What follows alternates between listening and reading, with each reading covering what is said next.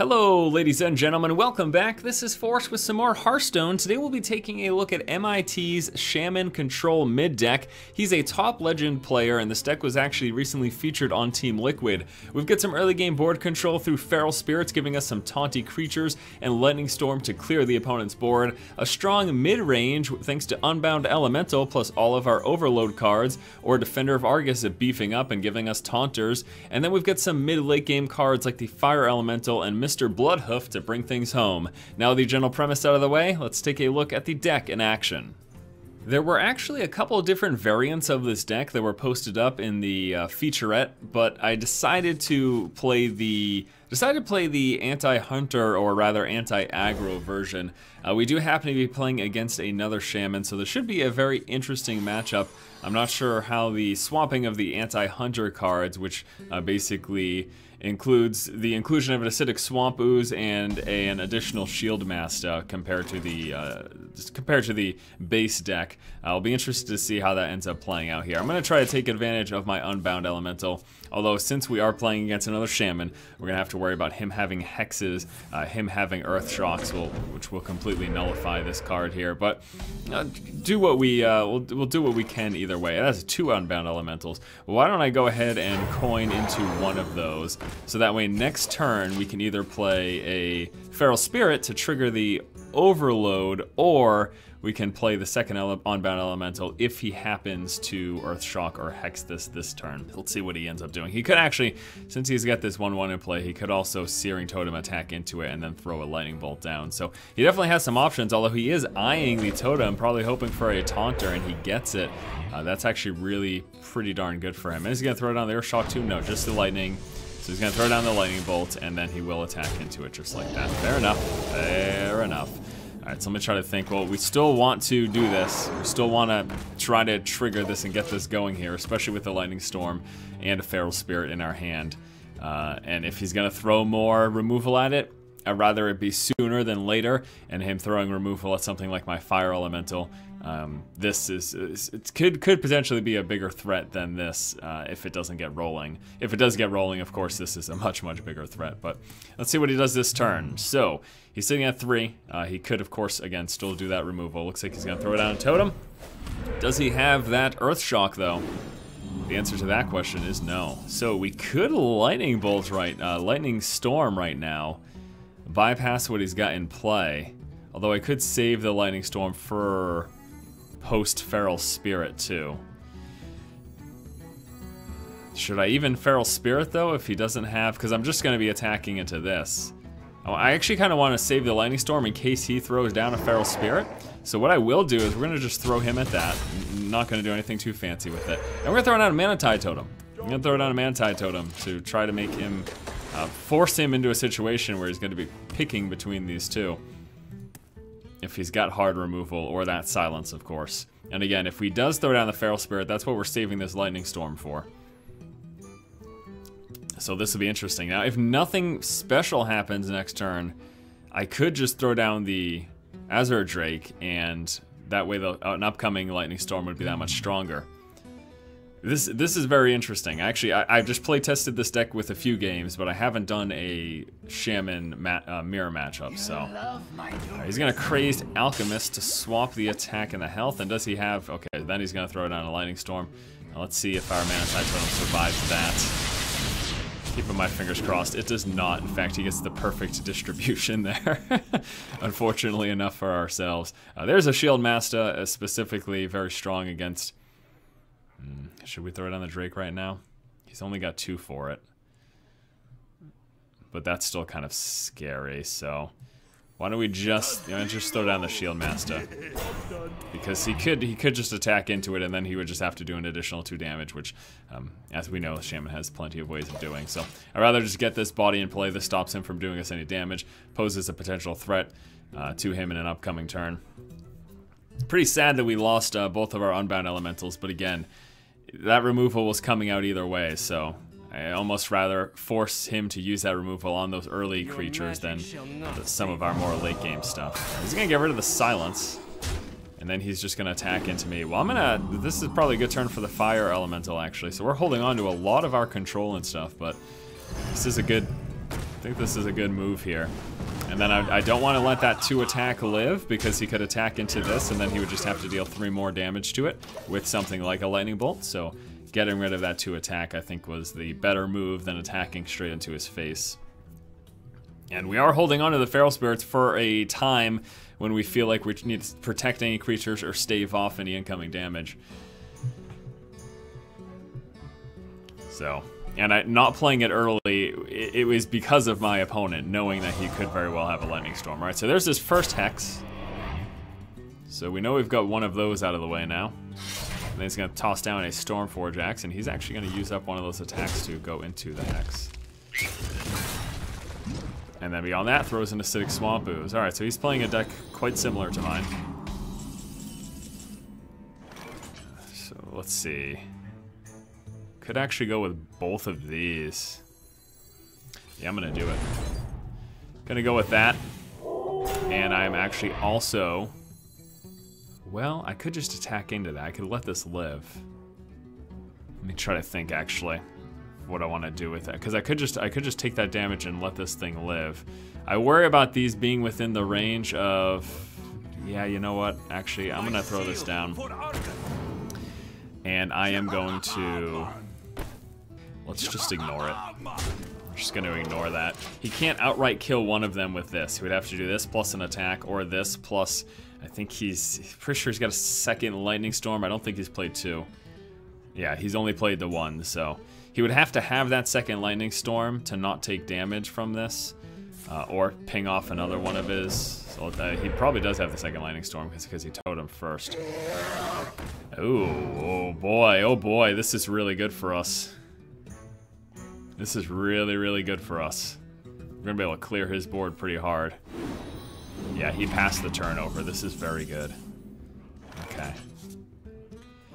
So unfortunately I can't do this plus this because he did hit the overload. I could throw out a Hex to guarantee that kill without losing any creatures, or I could lose a creature and save the Hex. Why don't I lose a creature and save the Hex? What else do I want to do though? Well, let's see, because we could get the spell from this. We could get the spell power. We do not, but alright, so we're gonna throw this down. Could either take the damage or lose a creature. Let's save the creature. I'm gonna take that damage to the face. I'm gonna save my creatures. Take that damage to the face.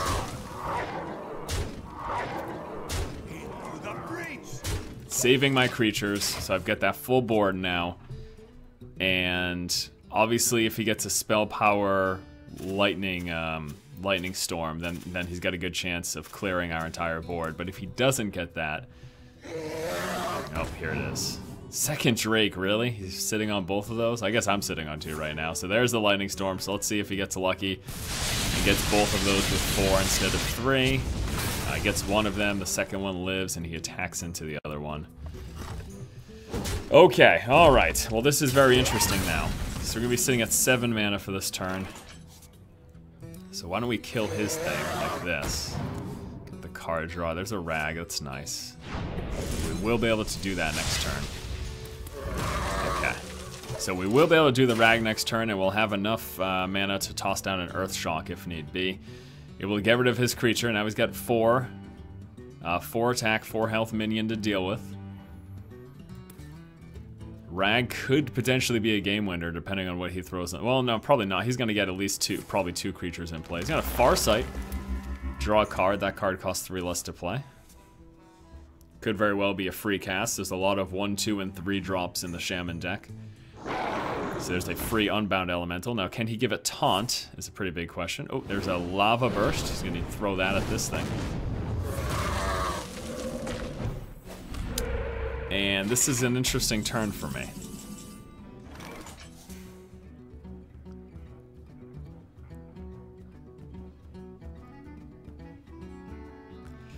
So I could just stop that. I could hold off on the Rag and get rid of his Unbound Elemental. I can't do... I guess I could also just Earth Shock it, but... Hold off on the Rag and Hex it? No. I'm gonna go like this, and I'm gonna throw down Earth Shock to stop him from getting too big and being able to kill Rag with just that one creature. So if he has a big threat coming through, okay, I have the Hex. Like if he throws down a Rag himself, for example, I have the Hex. He's got 4 damage in play, so it's not quite enough to kill it. Although if he does have a Lightning Bolt, okay, so there's his Hex. He's gonna attack into that with what? I guess it doesn't matter. I guess it doesn't matter if he minions or weapon. He could save the weapon though, which is probably what I would, I guess, suggest or something. Oh god. Well, we have the Lightning Storm, which is good, and we're actually gonna be able to Drake Lightning Storm for a guaranteed clear of his stuff. So he's gonna hit me right now for 6, but we're gonna be able to clear his board, which will be good. We have him really low, of course, but this is still anyone's game, IMHO. Okay, so we're gonna have a full board clear here, thanks to this bad boy. It's